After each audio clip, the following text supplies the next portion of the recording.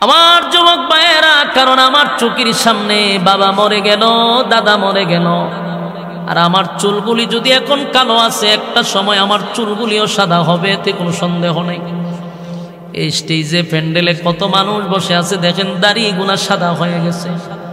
বলুন এটা কি এমনি সাদা হয়েছে না আমার মতো তাদের কালো ছিল?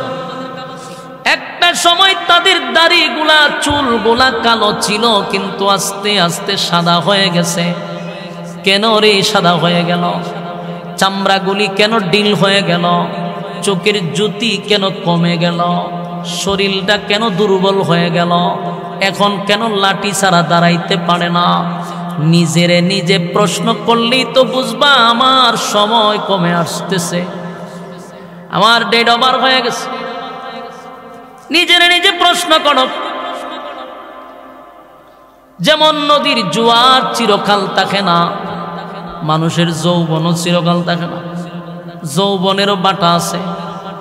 নদীর যেমন জোয়ার সব সময় থাকে না, বাটা হয়, মানুষেরও যৌবন সব সময় থাকে না, বাটা হয়। কথা হয় না? চিরস্থায়ী কোনো কিছুই না। ক্ষমতাও দেখবেন সব সময় থাকে না, না থাকে। আম্মাজানের ক্ষমতা আছে নি? এখন আম্মাজানের ক্ষমতা ছিল, তখন ক্ষমতা দেখাইছে। এখন ক্ষমতা নাই, আবার আরেক দল ক্ষমতায় আসবে। এই আওয়াত আর জাওয়াত, সব সময় ক্ষমতা থাকে না। তবে যৌবন পাইয়া যেমন তুমি যৌবনের অপব্যবহার করতে পারো না, ক্ষমতা পাইয়াও ক্ষমতার অপব্যবহার করতে পারো না, কারণ এটা চিরস্থায়ী নয়, এটারও শেষ আছে। আল্লাহ বলেন এই দুনিয়াটাই ক্ষণস্থায়ী, এটাও চিরস্থায়ী না, কারণ এই দুনিয়া আমি শেষ করে দিব। বিশ্ব পরিস্থিতির পরিসমাপ্তি আমার মালিক গঠায়া দিবে, এটা আমরা সবাই জানি রে। আল্লাহ বলেন ইজা زلزلت الأرض زلزالها وأخرجت الأرض أثقالها وقال الإنسان ما لها। আল্লাহ বলেন জমিনের মধ্যে আমি জালজালা শুরু করে দিব, জমিন ধ্বংস হয়ে যাবে। কেন? তোমরা জমিনে দাঁড়াইয়া আমি আল্লাহর নাফরমানি করো। তোমরা কি জানো না আমি বলে দিয়েছি জমিন আমি রাখবো না, জমিন আমি ধ্বংস করে দিব। জমিন সেদিন আমাদেরকে ধরবে। জমিনের কোন জায়গায় দাঁড়াইয়া আমরা অপকর্ম করছি, সেদিন আল্লাহ জমিনের জবান খুলে দিবে, জমিন আমাদের বিরুদ্ধে চলে যাবে। আল্লাহ বলেন কুল্লু মান আলাইহা ফান, সব ধ্বংস করে দিব। যিনি থাকবেন তিনি কে? ওয়ায়াবকা ওয়াজহু রাব্বিকা যুল জালালি ওয়াল ইকরাম। সব ধ্বংস হয়ে যাওয়ার পরে যিনি থাকবেন তিনি কে? আল্লাহ বলেন একমাত্র আমি থাকব।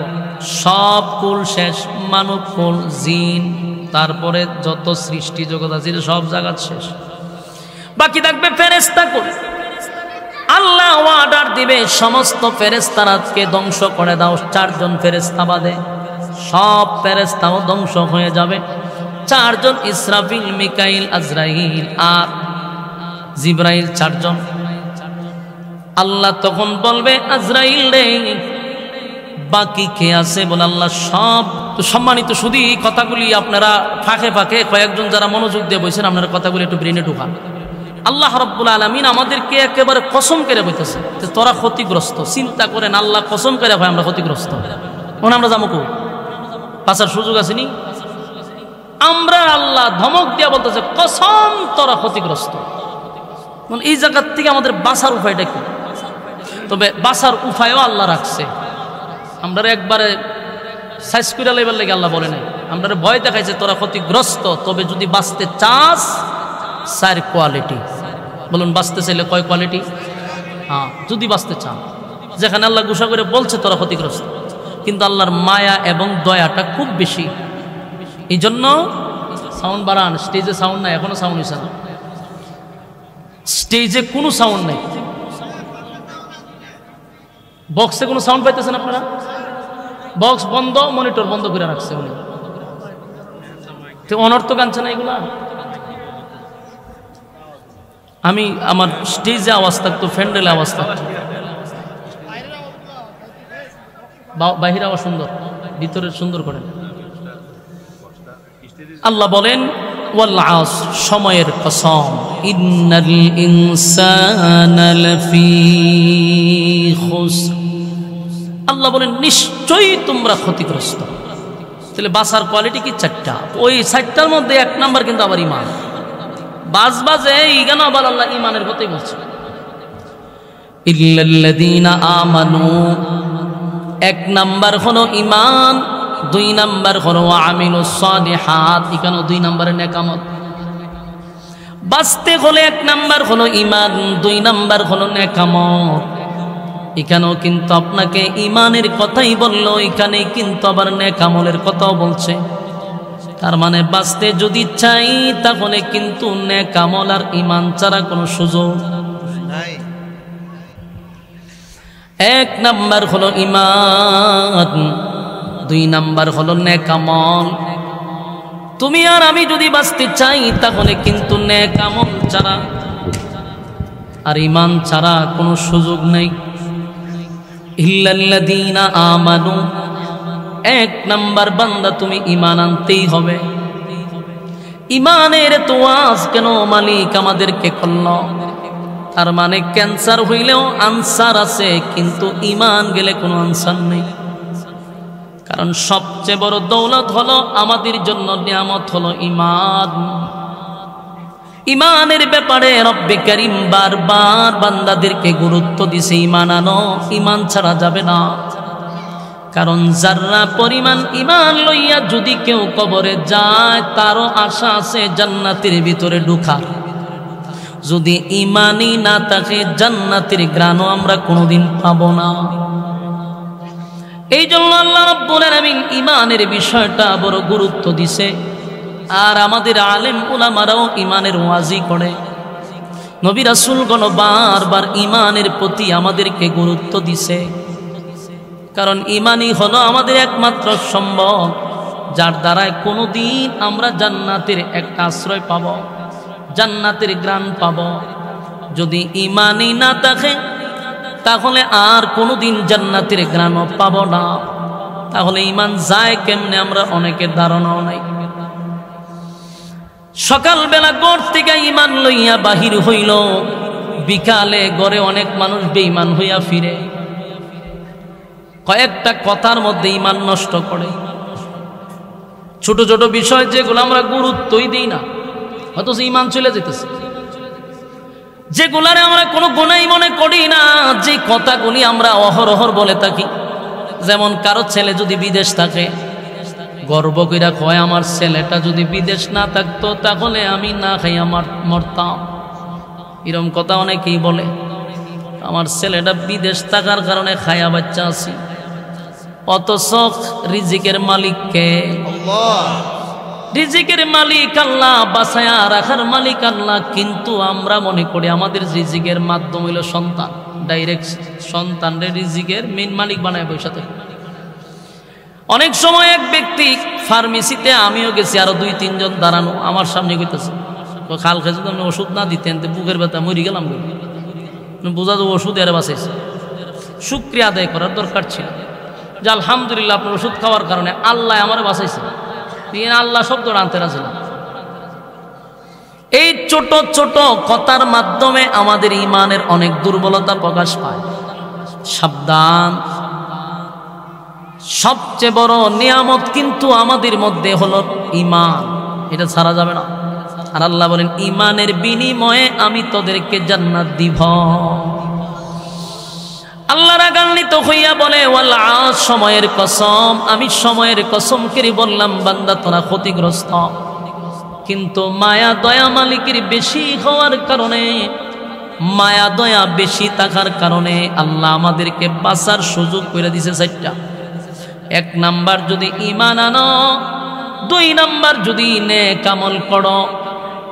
অথচ নেক আমলের প্রতিযোগিতা আমাদের করার দরকার ছিল, কিন্তু আমরা গুনাহের প্রতিযোগিতাটা বেশি করি, নেকির প্রতিযোগিতা করি না। ওই যে আমি একটু আগে বললাম, যদিও রাগ করে বলে থাকি যে এখানে নর্তকী আসলে মানুষ আসতো, তার কারণটা কি? কারণ মানুষ গুনাহের প্রতিযোগিতা করে। মানুষ গুনাহের প্রতিযোগিতার কারণে এখানে মহিলা আসলে মানুষ বেশি হইত। কোরআন হাদিসের কথা শোনার জন্য মানুষ কম হওয়ার এক নাম্বার কারণ হলো তার নেকির প্রতিযোগিতা নাই, নেকির প্রতিযোগিতা কম। গুনাহ যেখানে বেশি সেখানে মানুষ দৌড়ায় বেশি। আল্লাহ রাব্বুল আলামিন বলেন, বান্দারে আমি তোদেরকে অপশন দিলাম চারটা, যদি বাঁচতে চাস তাহলে চারটা কোয়ালিটি ছাড়া কোনোভাবেই বাঁচার কোনো সুযোগ নাই। এক নাম্বার ঈমান, দুই নাম্বার নেক আমল। এই যে আপনারা বসছেন কথাগুলি শুনতেছেন, যদি আমল করেন এটাই নেক আমলের জায়গা।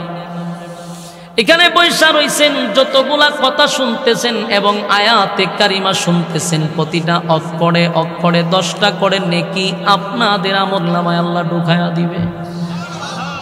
তাহলে আমাদের নেকির আগ্রহ বাড়ার দরকার,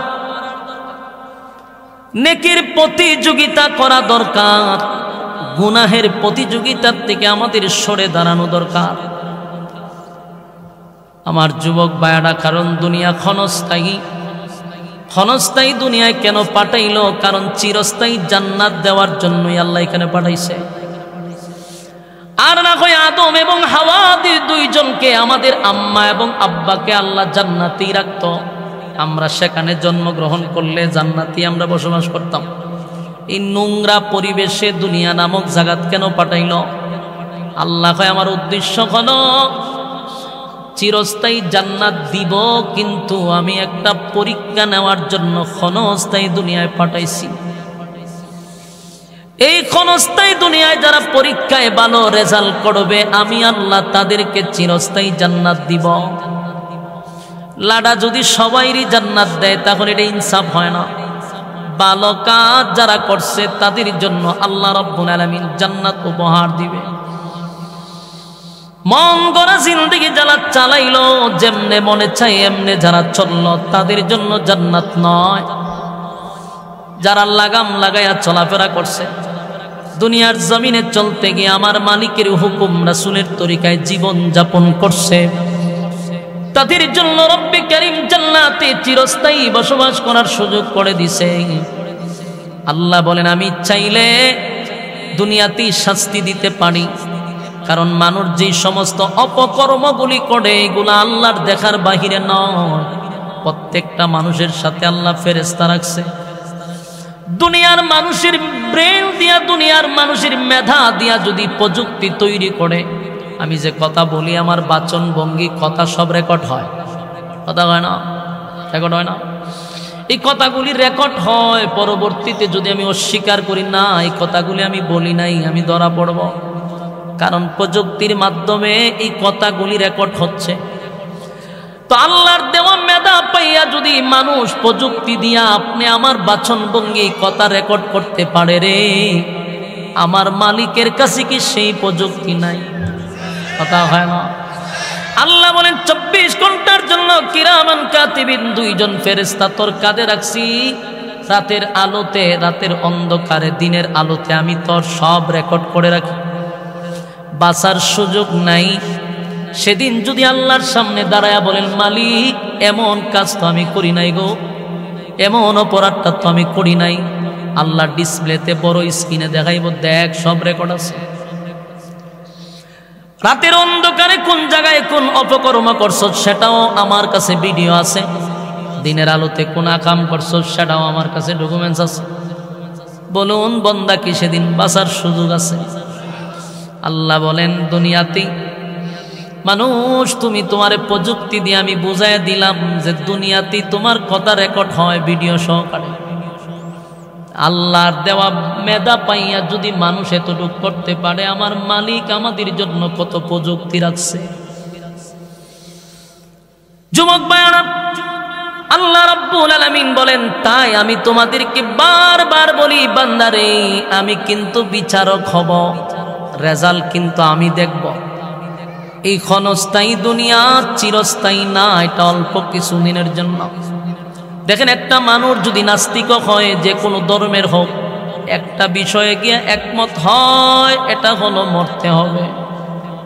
কথা কন্যা দিয়ে আপনারা মরণ লাগবে নি, মরতে হবে এটা মানুষ বিশ্বাস করে, আর কিছু বিশ্বাস করুক আর না করুন মরতে হবে।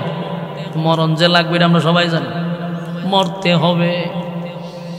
আমার যুবক ভাইয়েরা, কারণ আমার চোখের সামনে বাবা মরে গেল, দাদা মরে গেল, আর আমার চুলগুলি যদি এখন কালো আছে, একটা সময় আমার চুলগুলিও সাদা হবে, এতে কোনো সন্দেহ নেই। এই স্টেজে প্যান্ডেলে কত মানুষ বসে আছে দেখেন, দাড়িগুলা সাদা হয়ে গেছে। বলুন এটা কি এমনি সাদা হয়েছে না আমার মতো তাদের কালো ছিল? একটা সময় তাদের দাড়িগুলা চুলগুলা কালো ছিল, কিন্তু আস্তে আস্তে সাদা হয়ে গেছে। কেন রে সাদা হয়ে গেল? চামড়াগুলি কেন ডিল হয়ে গেল? চোখের জ্যোতি কেন কমে গেল? শরীরটা কেন দুর্বল হয়ে গেল? এখন কেন লাঠি ছাড়া দাঁড়াইতে পারে না? নিজেরে নিজে প্রশ্ন করলেই তো বুঝবা আমার সময় কমে আসতেছে, আমার ডেট ওভার হয়ে গেছে। নিজেরে নিজে প্রশ্ন করো। যেমন নদীর জোয়ার চিরকাল থাকে না, মানুষের যৌবনও চিরকাল থাকে না, যৌবনেরও বাটা আছে। নদীর যেমন জোয়ার সব সময় থাকে না, বাটা হয়, মানুষের যৌবন সব সময় থাকে না, বাটা হয়। কথা হয় না? চিরস্থায়ী কোনো কিছুই না। ক্ষমতাও দেখবেন সব সময় থাকে না, না থাকে। আম্মাজানের ক্ষমতা আছে নি? এখন আম্মাজানের ক্ষমতা ছিল, তখন ক্ষমতা দেখাইছে। এখন ক্ষমতা নাই, আবার আরেক দল ক্ষমতায় আসবে। এই আওয়াত আর জাওয়াত, সব সময় ক্ষমতা থাকে না। তবে যৌবন পাইয়া যেমন তুমি যৌবনের অপব্যবহার করতে পারো না, ক্ষমতা পাইয়াও ক্ষমতার অপব্যবহার করতে পারো না, কারণ এটা চিরস্থায়ী নয়, এটারও শেষ আছে। আল্লাহ বলেন এই দুনিয়াটাই ক্ষণস্থায়ী, এটাও চিরস্থায়ী না, কারণ এই দুনিয়া আমি শেষ করে দিব। বিশ্ব পরিস্থিতির পরিসমাপ্তি আমার মালিক গঠায়া দিবে, এটা আমরা সবাই জানি রে। আল্লাহ বলেন ইজা زلزلت الأرض زلزالها وأخرجت الأرض أثقالها وقال الإنسان ما لها। আল্লাহ বলেন জমিনের মধ্যে আমি জালজালা শুরু করে দিব, জমিন ধ্বংস হয়ে যাবে। কেন? তোমরা জমিনে দাঁড়াইয়া আমি আল্লাহর নাফরমানি করো। তোমরা কি জানো না আমি বলে দিয়েছি জমিন আমি রাখবো না, জমিন আমি ধ্বংস করে দিব। জমিন সেদিন আমাদেরকে ধরবে। জমিনের কোন জায়গায় দাঁড়াইয়া আমরা অপকর্ম করছি, সেদিন আল্লাহ জমিনের জবান খুলে দিবে। জমিন আমাদের বিরুদ্ধে চলে যাবে। আল্লাহ বলেন কুল্লু মান আলাইহা ফান, সব ধ্বংস করে দিব। যিনি থাকবেন তিনি কে? ওয়ায়াবকা ওয়াজহু রাব্বিকা যুল জালালি ওয়াল ইকরাম। সব ধ্বংস হয়ে যাওয়ার পরে যিনি থাকবেন তিনি কে? আল্লাহ বলেন একমাত্র আমি থাকব। সব কুল শেষ, মানব কুল, জিন, তারপরে যত সৃষ্টি জগৎ আছে সব জায়গা শেষ। বাকি থাকবে ফেরেশতা কুল। আল্লাহ অর্ডার দিবে সমস্ত ফেরেশতাকে ধ্বংস করে দাও। 4 জন ফেরেশতা বাদে সব ফেরেশতাও ধ্বংস হয়ে যাবে। 4 জন, ইসরাফিল, মিকাইল, আজরাইল আর জিবরাইল, 4 জন। আল্লাহ তখন বলবে আজরাইল রে বাকি কে আছে? বলে আল্লাহ সব ধ্বংস, শুধু আমরা 4 জন ফেরেশতা আছি। আল্লাহ বলবে মালাকুল মাউত আজরাইল শুন, তুই বাদে বাকি 3 জনকে ধ্বংস করে দে। চিন্তা করেন, বড় 4 জন ফেরেশতার মধ্যে 3 জন শেষ, বাকি থাকবে মালাকুল মাউত আজরাইল। আল্লাহ বলবেন আর কে বাকি আছে রে? আজরাইল বলে মালিক আপনি চিরঞ্জীব, আপনার কোনো মরণ নাই। আর আমি আজরাইল, আমি তো মানুষের রূহ নেই, সব ধ্বংস আমার মাধ্যমে হয়, তাই আমিও আছি। আল্লাহ বারবার বলে আমি না বলছি কুল্লু মান আলাইহা ফান, আমি না বলছি সব ধ্বংস করে দিব। সব ধ্বংস হইলে তুই কেন আমার সামনে দাঁড়ায় থাকবি? মালাকুল মউত আজরাইল ভাবছিল যে আমি মনে হয় কোনো সেট দিয়ে বাচ্চা যাব। আল্লাহ কয় আমার কথা হলো কেউ থাকবে না, কেউ থাকবে না। আজরাইল রে তুই কেন দাঁড়ায় আসস? মালাকুল মউত বলে মালিক সবার রূহ আমি ধ্বংস করলাম, আমারে কে ধ্বংস করবে? আল্লাহ কয় আমি তোরে ধ্বংস করব না, আমার হুকুমটাই তোরে ধ্বংস করে দিবে। আল্লাহ আমি হুকুম দিলি তুই ধ্বংস। হুকুম দিছে তো মালাকুল মউত ধরে লেছে। আল্লাহর নবী বলেন যদি তখন সমস্ত কুল বেঁচে থাকতো গো, তাহলে মালাকুল মউত আজরাইলের চিৎকারে সব কিছু মারা যাইত। এত বিকট আওয়াজে চিৎকার দিছে, কিন্তু বাঁচতে পারলো না। সবই তো আল্লাহ ধ্বংস করে দিল। কারণ আমার মালিকের কোনো মরণ আছে? এই কথা কই না, মালিকের মরণ নাই, মালিকের ঘুম নাই, মালিকের বিশ্রাম নাই। সুবহানাল্লাহ। আল্লাহু লা ইলাহা ইল্লাহু আল হাইয়ুল কাইয়্যুম লা তাখুযুহু সিনাতুন ওয়ালা নাওম। আল্লাহ কয় আমার মরণ নাই, আমি চিরঞ্জীব, আমার ঘুম নাই, তন্দ্রাও নাই। সুবহানাল্লাহ। সেদিন সব ধ্বংস করার পরে আমার মালিক বলবে আর কে আছে? কেউ নাই, কোনো শব্দও নাই। আল্লাহ নিজেই গুনগুনাইয়া কথা বলবে, কেউ নাই, সব ধ্বংস। আল্লাহ নিজেই বলবে লিমানিল মুলকুল ইয়াউম। পৃথিবীর রাজা বাদশারা কোথায়? আমি না তোদেরকে রাজত্ব দিছিলাম, রাজত্ব পাইয়া না বহু বেড়াগিরি করছ। আল্লাহ সব জালেমদেরকে এক জায়গায় করবে, সবাইরে ডাকবো। যত জালেম আছে সব জালেমরে ডাকবে, ফেরাউন থেকে শুরু কইরা ফেরাউন্নারাও ডাকবে, নমরুদরে ডাকবে, সাজ্জাদরে ডাকবে, আবু জাহিল্লা সহ এই প্রজন্মে যারা জন্ম নিছেন বুশ সহ যত জালেম আছে রে, সব জালেমরে আল্লাহ ডাকবো। ওই জালেমদের মধ্যে আমাদের আম্মাজানরাও ডাকবো।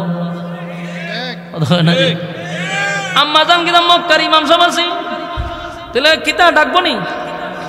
জালেমদের অন্তর্ভুক্ত। কথা কয় না দি? ঠিক কইব কেমন? সব একশোটায় বাধা। আল্লাহ রাব্বুল আলামিন বলেন জালেমরে যদি ডাকি তাহলে আমাদের আম্মাজানও কিন্তু জালেমদের মধ্যে অন্যতম একজন জালেম, যদিও সুডো জালেম। আবার আরেকজন আছে আম্মাজানের জামাই। আমরা ডাহি দাদা, কিন্তু সম্পর্ক হয়েছে জামাই বউ। আমরা কেমনে দাদার থেকে এখন আব্বাটা হন তো জানা বেটা হিন্দু, ঠিক নেই তো দাদারও আল্লাহ ডাকবো, রে দাদা আসত নেই বলে আসি। সব জালেম রে আল্লাহ এক জায়গা করবো, ওরে জুতা আধা ঘন্টা ফিটাইব, মুদ্দার কপালও বেশি বাইরিব জুতা দিয়ে। কারণ প্রত্যেকটা জালিমের পতন আছে না নাই? আল্লাহ জালেমদেরকে নিয়ে কসম করছে, একটা না 60টা কসম। কয়টা কসম? জালেমদেরকে নিয়ে কসম করছে। ওয়াসসামাই যাতিল বুরুজ, আল্লাহ বলেন নক্ষত্রের কসম। ওয়াল ইয়াউমিল মাউউদ, কিয়ামত দিবসের কসম। ওয়াল ইয়াউমিল মাউউদ, এরপরে কয় ওয়াশাহিদিন ওয়া মাশহুদ। প্রথম দুই আয়াতে দুইটা কসম, পরের এক আয়াতে দুই কসম। ওয়াশাহিদিন ওয়া মাশহুদ, আল্লাহ বলেন যেই দিনটা ঘুরে ঘুরে তোমাদের সামনে আসে, ইয়াউমুল জুমআ, ইয়াউমুল আরাফা, এই দুইটা দিনের কসম। চার কসম কিনা আল্লাহ বলেন কুতিলা আসহাবুল উখদুদ, গর্ত খননকারী মানে জালেম। জালেমদের প্রতি আমি আল্লাহর অভিশাপ। কাদের প্রতি অভিশাপ? জালেমদের প্রতি আল্লাহর অভিশাপ। যারা মানুষের উপর জুলুম করেন সোজা হয়ে যান, বারবার বলছি। আল্লাহ কিন্তু ছাড় দেয় না, ছাড় দেয় কিন্তু ছাইরা দেয় না। বাড়িতে গিয়া কইবেন নিটি কই আইছি আমি, আম্মাজানের এলাকাতে আয়া পড়ছি। যুবক ভাইরা, আপনারা ঠিক কইল ঠিক, না কইল ঠিক, কথা বুঝছেন নি? আপনারা এখন না কইল ঠিক, কারণ নুন খাইছেন গুণ তো খাইতেইব আপনারা, আর এই জন্য সব করে বসে রয়েছে নাই, খাইতে দেখেন আপনারা। আমরা খায়ও নাই, গুণও গায়ও নাই, যা সত্য তা প্রকাশ করছি। জালেমদের ব্যাপার আল্লাহ নিজে আপোষ করছেন। আল্লাহ এদের প্রতি আমার অভিশাপ, জালেমদের প্রতি অভিশাপ, আল্লাহ দিছে অভিশাপ। তা আপনি যদি এর প্রতি সাফাই গান, তা আপনি এদের সাথে আপনিও অভিশাপ প্রাপ্ত। আপনার উপর ঠাড়া করবো, আপনার উপর গজব করবো। জালেমদেরকে যারা প্রশ্রয় দেয়, আশ্রয় দেয়, এরাও জালেমদের সাথেই আল্লাহর সামনে দাঁড়াবে। আল্লাহ বলেন, 4 কসম করছি জালেমদের ব্যাপারে, জালেমরা শুন, তোদের উপরে আমি আল্লাহর অভিশাপ, তোদের উপরে আমি আল্লাহর অভিশাপ। এই জন্য আপনাদের হাতে পায়ে ধরে বলি, মানুষের উপরে জুলুম করা যাবে না। দিছে আল্লাহ ক্ষমতা আপনারে, মনে করেন আপনি একটা চেয়ারও বইছেন, চেয়ারম্যান হয়ে গেছেন না, এই জন্য কি আপনি মানুষের উপরে জুলুম করবেন? কথা কন্যা দি কই আইছি, মমি সিং আইছি মজ করতা লক্ষণ দিরকম আহরা, এটা আমি বাসি মৌসি হুজুর আমার শিখাইতেছে কয়টা আহরা। কথা কি বুঝতেছেন? আওয়াজ পাইনি, এটা তো সুন্দর, প্যান্ডেলে আওয়াজ আছে, এটাই সুন্দর লাগতেছে, চেহারার আওয়াজ না। বলুন, জালেমদের প্রতি অভিশাপ কার? তা আপনি কি জালেমের পক্ষে নিতে পারবেন? পক্ষে নিলে আপনার তো জালেমের কাছাকাছিও। এই জন্য আল্লাহ নিজে বলে, 4 কসম কেড়ে বলছি, জালেমদের সাপোর্ট করা যাবে না। জালেমদের উপর আমি আল্লাহর অভিশাপ। হাসরের মাঠে আমি তাদেরকে দাঁড় করাবো যাদেরকে ক্ষমতা দিছিলাম। একটা চেয়ারের মালিক হইছ তুমি, তো শুকরিয়া আদায় করা দরকার ছিল, আল্লাহ আমারে সম্মান দিয়া বসাইছে। এটা মালিকের কাছে শুকরিয়া আদায় করা দরকার। আমি চেয়ারম্যান হই, এমপি হই, মন্ত্রী হই, আমার আল্লাহ সম্মান দিছে রে, আমার আল্লাহ ইজ্জত দিছে, শুকরিয়া আদায় করা দরকার। গভীর রজনীতে তাহাজ্জুদে বৈশা মানুষের আড়ালে কান্নার দরকার ছিল। আল্লাহ মানুষ আমারে কত সম্মান দিছে,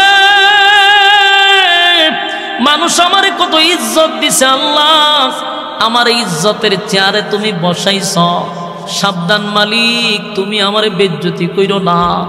আল্লাহ আপনি ইজ্জতের মালিক, আপনি আমার ইজ্জত দিছেন, বেইজ্জতি কইরেন না। উচিত ছিল বান্দা আল্লাহর কাছে ডুকরাইয়া কান্নার, কিন্তু সেটা তো করেই না। ক্ষমতার চেয়ার পাইয়া মানুষের উপরে জুলুম করে, মানুষের হক নষ্ট করে, মানুষের বাক শক্তি নষ্ট করে দেয়। আল্লাহ কয়, সাবধান জালেম শুন, তোদের উপরে আমি আল্লাহর অভিশাপ। 1টা 2টা না 4টা কসম করে বলছি, তোরা জালেম, তোদের উপরে আমি আল্লাহর অভিশাপ। আর জালেমদের অভিশাপ দিছে দুনিয়ায়, শুধু তাই না, দুনিয়াতে তো চরম পর্যায়ের বেইজ্জতি না করে আল্লাহ কবরে নিবে না। আপনি মনে করছেন খালি কবরে গেলেই ফিরাইব না, দুনিয়া তো চরম পর্যায়ের বেইজ্জতি করবে, লাঞ্ছিত করবে, এরপরে আল্লাহ কবরে নিবে। অপেক্ষা করতে দেখো, মনে করো শেষ, এমনটা না, আরো রয়েছে জুতার বাড়ি, আরো বহু জুতার বাড়ি জমা রয়ে গেছে। জালেমদের কপালে জুতার বাড়ি মরার আগ পর্যন্ত থাকবে। তাই নেক্সট টাইমে যারা ক্ষমতায় বসবা, চেয়ারে বসবা, আমি তোমাদের উদ্দেশ্য করে বলি, বাংলাদেশ এমন একটা দেশ, সম্মান দিতে দিতে আসমান নিয়ে তুলে, আবার জুতাদা ফিডাইতে ফিডাইতে মাটির নিচে ঢুকা, হলো বাংলাদেশ। তাই ক্ষমতা পাইয়া বেশি বেড়াগিরি দেখায়ও না, অতীত থেকে শিক্ষা গ্রহণ করো। মা কথা কই না দি, শিক্ষা গ্রহণ করা দরকার না? খানা আগে জানে না জুতাটা ভিড়াইছে, পরে আপনার উপরে জুতা আছে, তেরিবিরি করবেন, আপনারও জুতাটা বেরিব। এটার নামে বাংলাদেশ। এই দেশের মানুষ এরকম মহব্বত করবো, বুকের ভিতরে ঢুকাই দিব, আর বাইর করার সময় এমনি বাইর করতে না, জুতাটা ভিড়ায় বাইর করে। এই জন্য ক্ষমতা পাইয়া মানুষের উপরে জুলুম করা যাবে না, মানুষের হকটা নষ্ট করবা না। আমরার দেশের মানুষ যদি কোনো রকম একটা মেয়র হইতে পারে, চেয়ারম্যান হইতে পারে, অথবা মনে করেন এমপি হইতে পারে, তখন হ্যাঁ রাস্তাঘাটে বাড়িতে পারে না।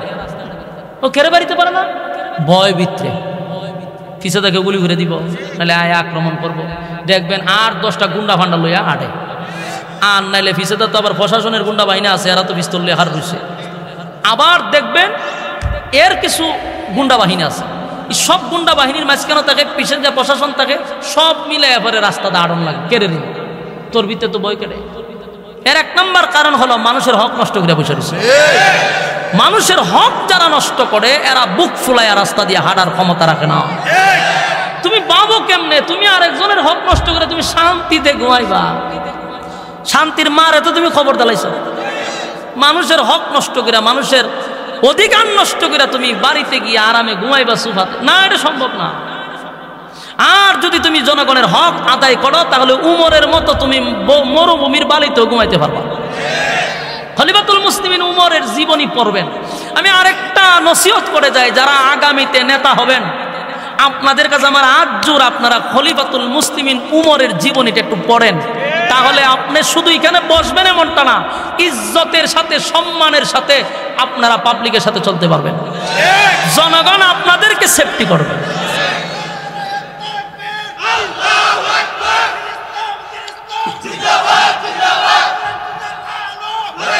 সম্মানিত সুধী, সময় কম। সম্মানিত সুধী, আল্লাহর কসম, জনগণের হক যদি আপনি আদায় করেন, আপনার সেফটির জন্য প্রশাসন লাগবে না, জনগণ আপনার সেফটি হয়ে যাবে, জনগণ আপনার সিকিউরিটি হয়ে যাবে। তারা আপনার জানমালের হেফাজত করবে, কারণ আপনি তো কারো হক নষ্ট করেন। হযরত উমর মরুভূমির বালুর মধ্যে ঘুমায় থাকতেন, অথচ আপনার মতো চেয়ারম্যান না, আপনার মতো এমপি না, উনি অর্ধ পৃথিবীর বাদশাহ। 50টা রাষ্ট্র উমরের আঙ্গুলের ইশারায় চলত। সেই উমর মরুভূমির মধ্যে ঘুমাইছে। রুম দেশ থেকে ওই দেশের বাদশাহ আইছে, আইয়া কয় আমরা খলিফারে দেখতে চাই। কয় গিয়া দেখেন মরুভূমির মধ্যে মানে আছে। হেরা কইটি কি কয়, দেশের বাদশাহ থাকবো মরুভূমিতে? কয় উঠ লইয়া গেছিল, অনাইছে না। আচ্ছা, আশ্চর্য না? একটা দেশের বাদশা না তো, 50টা দেশ আঙ্গুলের ইশারায় চলে। এত পাওয়ারফুল একজন নেতা হয়ে উঠ লইয়া গেছিল মরুভূমিতে, এখন আসে নাই। এরা গেছে, গিয়া দেখে একটা হাত, ডান হাত ওই গালের মধ্যে দিয়ে এইভাবে শুয়ে রয়েছে মরুভূমির রুদ্রের মধ্যে, আর উঠটা কাছে বান্ধা। এরা দীক্ষা কয় যে উমর, আমাদের দেশের বাদশার কয়েক হাজার খালি গেটের বাহিনী থাকে, কয়েক হাজার বাহিনী থাকে ঘরের ভিতরে, এর হরো কোনান্দাগুলি উড়ে মেরে লায়। আর এত বড় দেশের বাদশা হইয়া মরুভূমি ঘুমাইছে, একটা সিকিউরিটির মতো কোনো সেনাবাহিনীও নাই কাছে। তখন ওই রোম দেশের বাদশারা বললো, অবশ্যই তুমি জনগণের হক আদায় করছো, যার জন্য তোমার কোনো শত্রু। এরকম পরিবেশ তো আমরা চোখে দেখি নাই ভাই। এই দেশটা তো দুর্নীতির মধ্যে বড় হইছে। এই বাংলাদেশ দুর্নীতি দিয়া জন্ম হইছে। এই জন্য এই দেশে আমরা এইগুলো ভাবতেও পারি না, কল্পনা করতে পারি না যে একজন এমপি হয়েছে তো কিতা হয়েছে, তুমি কিতা, তুমি এমপি হয়েছ। ওন এমপির কাছে যাইতে গেলে কত চৌকিদার রে দইরা যাওয়ার লাগে চেয়ারম্যানের কাছে, চেয়ারম্যান রে দইরা আরো কত চৌকিদার দইরা যাওয়ার লাগে হের বডিগার্ডের কাছে। এইগুলা করতে করতে বছর যায়, এমপির চেহারা দেখুন যায় না। এমপির সাথে কথা কইতে তো বিশাল ব্যাপার স্যাপার। কেন? জনগণের বুড়ে তো না, এই কারণেই সমস্যা। জনগণের বুড় দিয়ে ফাঁস করলে বাবলে এলায় পড়ে। এটা তো জনগণের ট্যাক্সের টাকা দিয়া তুমি গাড়ি চালাও, জনগণের ট্যাক্সের টাকা দিয়া তোমার বেতন হয়, জনগণের ট্যাক্সের টাকা দিয়া তুমি মস্তানি করো, অথচ জনগণের কাছে বসে কথা বলার সাহস নাই তোমার। একজন গরিব মানুষকে মোসাফা করলে হ্যাঁ আর টিস্যু দিয়া দয়, বেসিন দিয়া দয়, দইয়া মানে বোঝা যায় যখন হাত করছে যাবো। হ্যাঁ, চিন্তা করেন, তুই কোনানের সৈয়দ সব ছিলি, তোরে মানুষে বুড় দিয়া ফাঁস করেছে, তুই পাটলস কেন? আগামীতে যেন এরকম বাপওয়ালা কোনো এমপি যেন না দাঁড়াইতে পারে। কথা ইয়াদ থাকবো নি, কোনো বাপওয়ালা লোকরে বসাইবেন না। তাহলে আমাদের ট্যাক্সের টাকায় তোদের বেতন হয় বেটা, তুই গাড়ি তো সেটা কার টাকা, জনগণের টাকার ট্যাক্সের টাকা দিয়ে গাড়ি কিনছস, আর তুই লস নি জনগণের লোকে পাট। এরকম পাটওয়ালা কোনো লোককে আগামীতে সংসদে বসাইবেন না। এই আখাউড়াবাসী এক জালেমের কাছ থেকে মুক্ত হইছেন, আর এক জালেম যেন না বসতে পারে, এদিকে সতর্ক থাকতে হবে। জালেম মুক্ত বাংলাদেশ হতে হবে, ঠিক কিনা বলেন? কোন নাস্তিক আর কোন মুরতাদ আর কোন রামবামদের দালাল যেন বসতে না পারে। যারা বসবে তারা জনগণের সাথে বসবে, দোকানে গিয়া চা খাইব জনগণের সাথে। এরকম নেতা দরকার। বাপ সাপ নেতা আমরা দরকার নাই। বহুত দেখছি, বাবা তোর বাবলে তোরা থাক, জনগণের 12টা বাজাইলিছে। আল্লাহ এই সমস্ত জালেমদের কাছ থেকে হেফাজত করে। আল্লাহ ভাই সব জালেমের কাছ থেকে আমি হিসাব নিব, তবে হিসাব থেকে একটা ন্যূনতম মানুষও পার হবে না, আল্লাহ চুল পরিমাণও আগাইতে পারবে না। এই কথাটাই শেষ। আমার আয়াতের সার অংশ হলো, আল্লাহ বলেন হাসরের মাঠে সবটাই একখানো করবে, জালেম টালেম সব এক জায়গায়। কিন্তু যাই না রাখো, তোমার কৃতকর্মের যা করছো তুমি, এগুলার হিসাব না দিয়ে সামনে আগানোর কোনো সিস্টেম নেই। আল্লাহর নবী বলেন তিনটা সময় হবে অত্যন্ত ভয়ানক। একটা হলো হিসাব দেওয়ার সময়। মানুষ জোয়ান থাকলে, যুবক থাকলে মানুষ বৃদ্ধ হয়ে যাবে ভয়ে। আর একটা হলো মিজানের পাল্লা, আর একটা হলো ফুলসিরাতের ফুলের উপরে। তিনটা সময় মানুষ এত আতঙ্কে থাকবে রে, এত ভয়ে থাকবে, হায় হায় মানুষ যুবক থেকে বৃদ্ধ হয়ে যাবে।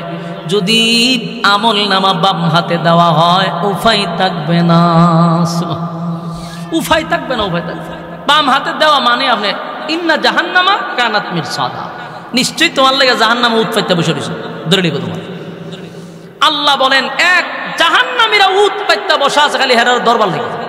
আর যদি ডান হাতে পান ইল্লা আসহাবাল ইয়ামিন, আল্লাহ অসংখ্য জান্নাতীকে বিনা হিসাবে জান্নাতি, বিনা হিসাবে জান্নাতি, বিনা হিসাবে জান্নাতীদের আনন্দের সীমা আছে নি? কথা কই না দি?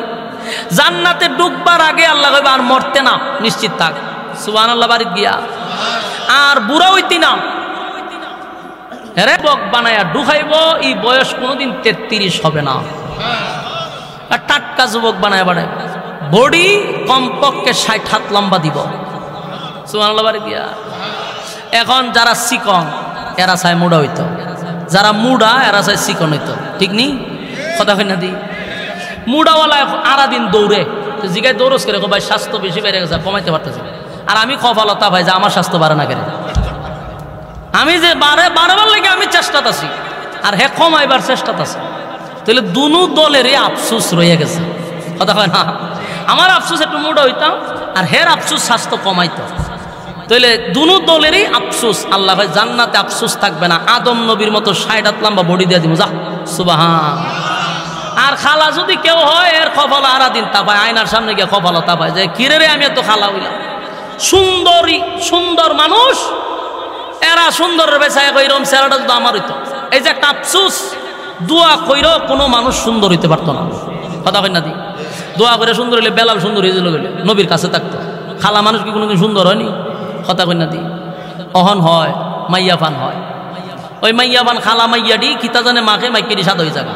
তা আপনারা কবি আপনি দিয়ে বলছেন ওয় না, ওয় তো এটা হলে আল্লাহর উপর দিয়া অতিরিক্ত পণ্ডিতি, কতক্ষণ ঠিক নেই? এই পণ্ডিতির শেষ পরিণতি কি শুনেন? কয়েকদিন তো সুন্দর থাকো, এরপর এটির চামড়ার মধ্যে স্কিন ক্যান্সার হয়।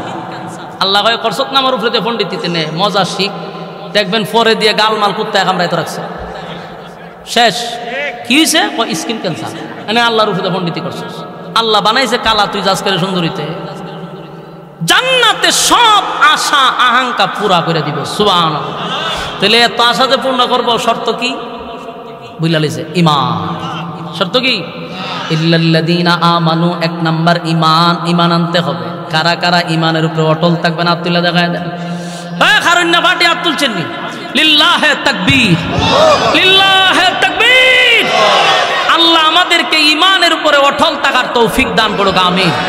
আমরা ঈমানের জন্য সব কিছু দিতে প্রস্তুত, কিন্তু ঈমান যেন আমাদের ভিতর থেকে বাহির না হয়। রাজি আছি? 5 টাকার কাছে অনেকে ঈমান বিক্রি করে, বাস্তব না বাস্তব? আল্লাহ আমাদেরকে ঈমান নামক দৌলত দিছে, ঈমান যেন ছুটে না যায়। আমরা এই দিকে সতর্ক থাকবো, কারণ আমাদের মেইন পুঁজিটাই হলো ঈমান। আল্লাহ আমাদের বুঝার, আমল করার, মানার তৌফিক দান করুক, আমিন। সম্মানিত সুধী, 8:30 থেকে ফোনে 9টা বাজে গেছে। আমার 1.5 ঘন্টায় আমি কেমনে যাবো? তো 1 মিনিটে করেন, 1 মিনিটে করেন। মাইকটা আবার আজানো ওয়াজি করতে পারছে না, মাইক দিয়া শ্বাস টানে। জলদি জলদি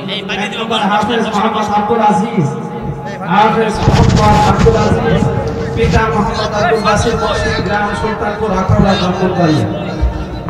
2 নম্বরে হাফেজ মোহাম্মদ মুরসালি।